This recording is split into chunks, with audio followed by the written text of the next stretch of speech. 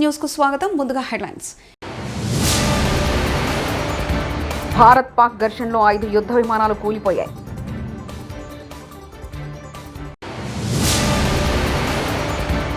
Kubera cinema తరహాలో ఏపీలో భారీ స్కామ్.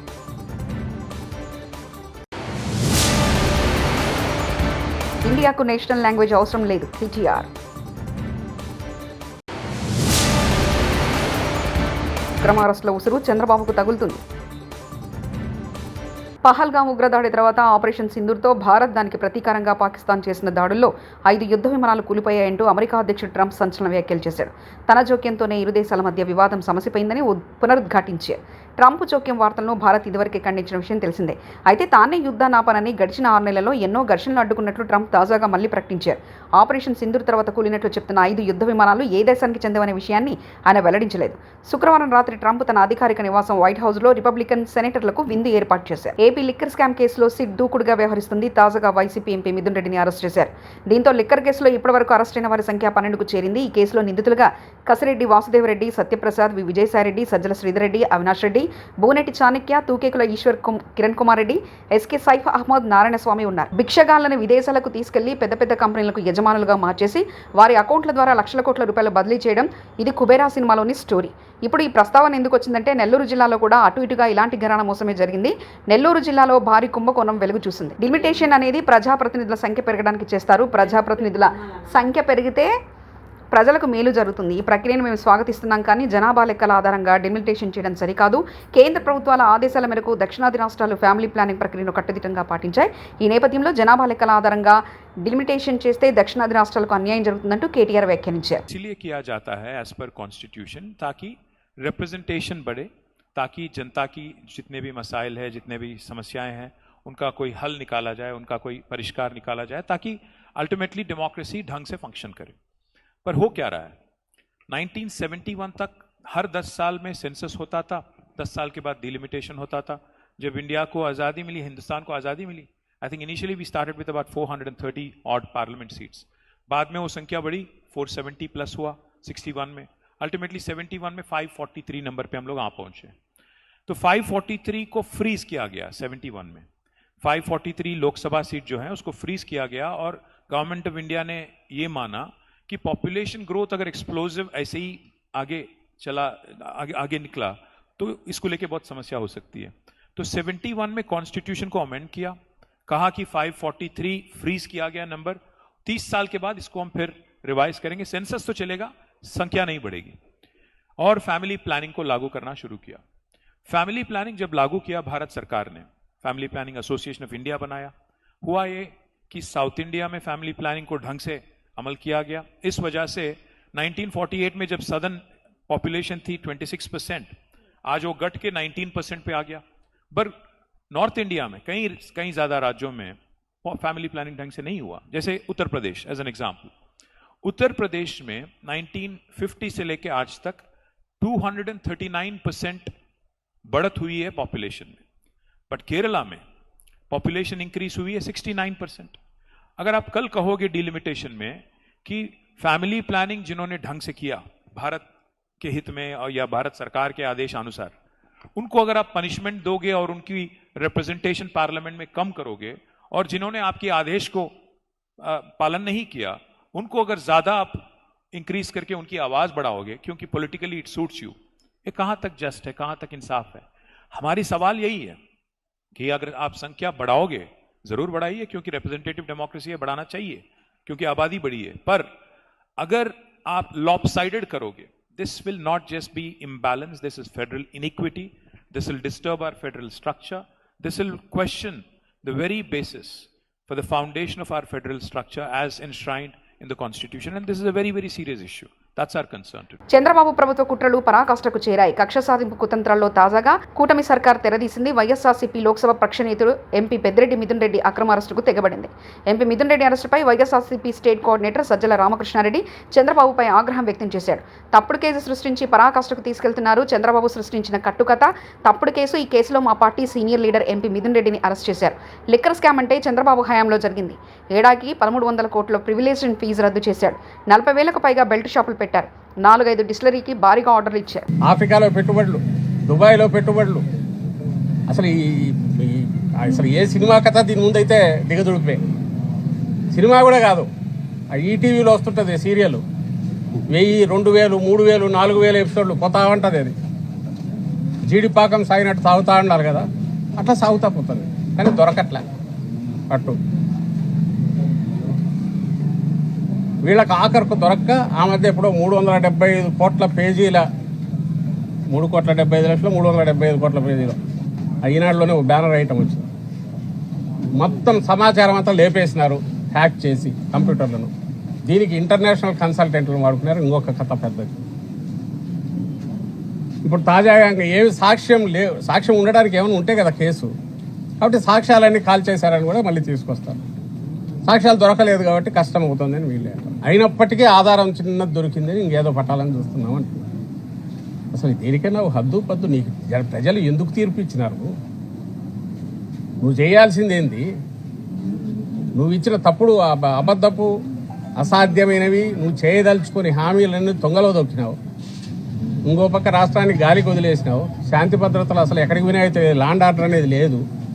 నీకు ఎంటైర్ పోలీస్ ఫోర్స్లో నీ మాట వినేవాళ్ళను వినని వాళ్ళందరినీ వీఆర్లో పంపేసావు. రకరకాల హింసిస్తున్నావు, వేధిస్తున్నావు. దారిలోకి వచ్చిన వాళ్ళందరినీ వాడుకొని దారిలోకి భయంతో అయినా తెచ్చుకొని భయపెట్టైనా అందులో కొంతమందితో ఒకటి సిట్ అని ఫామ్ చేసి న్యాయ ప్రక్రియలో ఉండే బేసిక్ వీటిని యూజ్ చేసుకొని, ఎందుకంటే ఈ స్టేజ్లో న్యాయ వ్యవస్థ కూడా ఏమంటుంది, వాళ్ళైనా కోర్టులైనా మా దగ్గర ఇన్ని ఆధారాలు ఉంటే వాళ్ళు చూపండి అబ్బా అంటారు. ఈలోగా ఏంటంటే హెరాస్మెంట్, కక్ష సాధింపు. ఇప్పటికి 60-70 రోజులు, అసలు 90 రోజులు అయిపోయింది. ఇప్పుడు ఛార్జ్ షీట్ వేశారు. ఏంటంటే ఇంకా ఏం దొరకలేదు, చూస్తున్నాం, మళ్ళీ వేస్తామంటున్నారు. ఈలోగా జగన్మోహన్ రెడ్డి గారి దగ్గరికి పోతున్నాం, ఇంకోరి దగ్గరికి పోతున్నాం. బిగ్ బాస్ ఎవరు? ఈ క్వశ్చన్లు కేవలం ప్రజల నుంచి వచ్చే క్వశ్చన్లు తప్పించుకోవడానికి. రెండో వైపు తాను జైలుకి వెళ్ళాడు కదా, ఈరోజు అందరినీ జైలుకి ఎట్లా పంపాలని చంద్రబాబు నాయుడు. తాను ఎందుకు వెళ్ళాడు? ఆధారాలు ఉన్నాయి కాబట్టి ఆ రోజు వెళ్ళాడు. ఆ రోజు ఆయన స్కిల్ డెవలప్మెంట్ స్కామ్లో మీ అందరికీ తెలుసు, ఖచ్చితమైన ఆధారాలతో మనీ ట్రైల్ ఉంది. క్యాబినెట్ అప్రూవల్ ఇచ్చింది ఒకదానికి ఇస్తే నువ్వు దాన్ని ఓవర్ రైడ్ చేసి కార్పొరేషన్ ద్వారా నీ మనిషిని తెచ్చాడ పెట్టుకుని ఒక వ్యక్తిని అక్కడి నుంచి నేరుగా అగ్రిమెంట్ చేసేసుకుని క్యాష్ డబ్బు వెళ్ళింది ప్రభుత్వం నుంచి.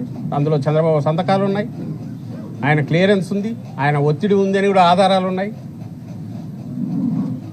అవి వెళ్ళి షెల్ కంపెనీలోకి వెళ్ళి అక్కడి నుంచి క్యాష్ అయ్యి బయటికి ఎక్కడికో వెళ్ళిపోయింది. ఆ 300 కోట్లు అనేది మా ప్రభుత్వం పట్టుకోలే, జగన్మోహన్ రెడ్డి గారి ప్రభుత్వం సెంట్రల్ ఏజెన్సీ పట్టుకుంది. ఆ రికార్డులు కూడా తగలబెట్టారు. ఎందుకు? దొరుకుతామని గవర్నమెంట్ నుంచి మారేటప్పుడు. అయితే ఫైనాన్స్లో ఉన్న షాడో ఫైల్స్ ద్వారా ఆధారాలన్నీ దొరికాయి. పూర్తి పక్కా ఆధారాలతో ఆ రోజు చంద్రబాబు నాయుడుని అరెస్ట్ చేశారు. ఇక్కడ ఒక్క ఆధారం చూపండి, ఒక్క ఆధారం. రేవంత్ రెడ్డికి ఎదురుగా మాట్లాడే దమ్ము లేక చిట్చాట్ పేరుతో పిచ్చివాగుడు వాగుతున్నాడు. నోటికొచ్చినట్లు మాట్లాడి స్టార్టర్ హౌస్లో ప్రచారం చేయించుకుంటున్నారు. గుడిలో ఉన్నాడా బడిలో ఉన్నాడా అనే సోయి లేకుండా మాట్లాడుతున్నారు. ఈ మాటలు మాట్లాడడానికి ముఖ్యమంత్రి కావాలన్నా జగదీష్ రెడ్డి గంత నీచంగా దిగజారి మాట్లాడుతున్నాడు గదా. నువ్వు మాట్లాడే మాట అవి మాట్లాడడానికి నువ్వు ముఖ్యమంత్రి కావాలనా? మరి రత్నపురంలో రోడ్డు మీద పొదుపుకంగా ఎవరికి ఇంతంత పోసి అప్పచెప్పినా అద్భుతంగా మాట్లాడుతారు. నీ గురించి అంతకంటే గొప్పగా మాట్లాడతారు. ఇక అవి కావు కదా మన స్థాయిలో ఉన్న వాళ్ళని చేయాల్సింది. తప్పుడు మాటలు, తప్పుడు వ్యవహారాలు, ఎదురుగా మాట్లాడి దమ్ము లెక్క సాటుగా మాట్లాడి చిట్చాట్ల పేరు మీద రాయించడాలు, నీకు వంత కొట్టే కొంతమంది భజన పరులు, నీ స్లాటర్ హౌస్ ఓనర్లు, మీరు చేసే దుష్ప్రచారం వల్ల ప్రజల్లో మేము పలసం ఎత్తామనుకుంటున్నారా?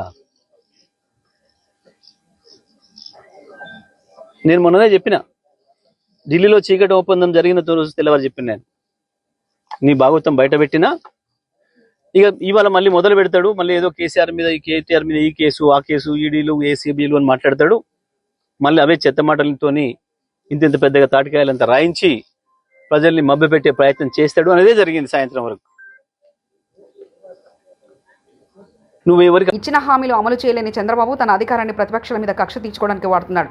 అసలు జరగని మద్యం కుంభకోణాన్ని జరిగినట్లు చూపించి అరెస్టులు చేస్తున్నారు. ఎంపీ మిథున్ రెడ్డి గారి అరెస్టును తీవ్రంగా ఖండిస్తున్నామంటూ తాటిపర్తి చంద్రశేఖర్ ఎర్రగొండపాలెం ఎమ్మెల్యే వ్యాఖ్యానించారు. శ్రీ మిథున్ రెడ్డి గారిని అక్రమంగా అన్యాయంగా చంద్రబాబు గారు కడుపు మంటతోటి అరెస్ట్ చేయించాడు. అయా చంద్రబాబు నాయుడు, ఇక నీకు ఈ 175 నియోజకవర్గాల్లో ఉన్నటువంటి వైఎస్ఆర్ కాంగ్రెస్ పార్టీ నాయకుల్ని అరెస్ట్ చేయటమే నువ్వు పరిపాలన అనుకుంటున్నావా? అరెస్ట్ చేయకపోతే ఈ రాష్ట్రంలో నీ యొక్క ఎత్తుగడలు సాగవనుకుంటున్నావా? ఇది అత్యంత హేయమైన దుర్మార్గమైనటువంటి చర్య. దీన్ని తీవ్రంగా వైఎస్ఆర్సీపీ ఖండిస్తుంది. మిథున్ రెడ్డి గారికి మచ్చలేనటువంటి నాయకుడు. వారు కానీ వారి కుటుంబం కానీ ఇలాంటి అక్రమ సొమ్ము తీసుకోవాల్సినటువంటి అవసరమే లేదు.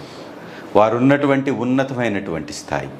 చంద్రబాబు నాయుడు గారు ఏబిసిడీలు రాజకీయాల్లో నేర్చుకుంటున్నప్పుడే అత్యుత్తమమైనటువంటి స్థాయిలో ఉన్నటువంటి ఆ కుటుంబం చిత్తూరు జిల్లాలో ఉండటం వారు చేసుకున్నటువంటి పాపమా?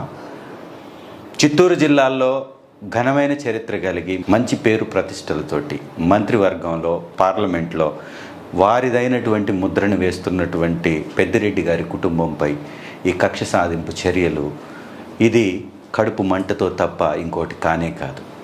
జరగనటువంటి అక్రమాలు జరిగినట్టుగా రాష్ట్ర ప్రభుత్వమే వ్యాపారాన్ని చేస్తే, రాష్ట్ర ప్రభుత్వం ఆధ్వర్యంలో ఆ యొక్క డిస్టిలరీస్ నుంచి మరియు ఆ షాప్స్ నుంచి వ్యాపారాన్ని ఉద్యోగస్తులుగా ప్రభుత్వ రంగ సంస్థకు సంబంధించి ప్రభుత్వంలో భాగస్వాములుగా ఉన్నటువంటి వారు చేసినప్పుడు ఎలా అక్రమాలు జరుగుతాయి?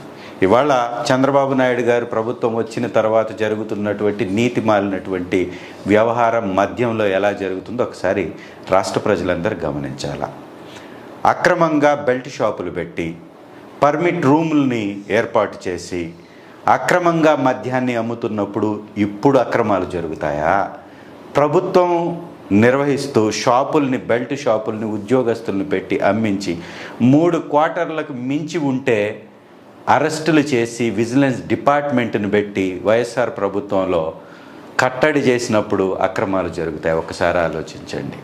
వైఎస్ఆర్ నేతల్ని అరెస్ట్ చేయటానికి సృష్టించినటువంటి ఒక తప్పుడు సృష్టే ఈ యొక్క మద్యం కుంభకోణం అనేది ఎవ్వరూ మర్చిపోవద్దు.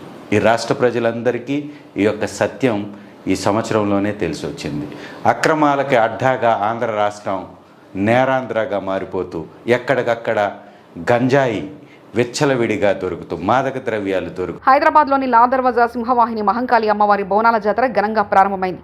ఉదయం అమ్మవారికి కుమ్మరి బోనం సమర్పించారు. అనంతరం మంత్రులు బట్టి విక్రమార్క, పొన్నం ప్రభాకర్, కోమటిరెడ్డి వెంకటరెడ్డి సింహవాహిని మహంకాళి అమ్మవారికి పట్టు వస్త్రాలు సమర్పించారు. హర్యానా గవర్నర్ బండారు దత్తాత్రేయ, తిరుమల తిరుపతి దేవస్థాన చైర్మన్ బిఆర్ నాయుడు, భారత రాష్ట్ర సమితి ఎమ్మెల్సీ కవిత అమ్మవారిని దర్శించుకున్నారు. ఆలయం వద్ద అధిక సంఖ్యలో భక్తులు క్యూ లైన్లో బారులు తీరారు.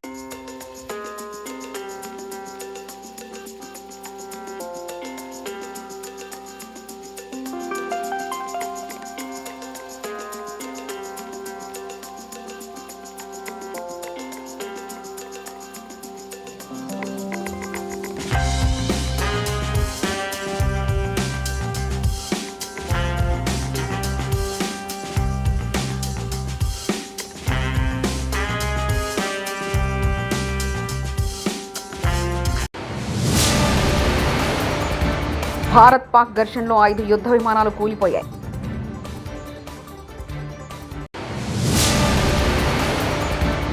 కుబేరా సినిమా తరహాలో ఏపీలో భారీ స్కామ్.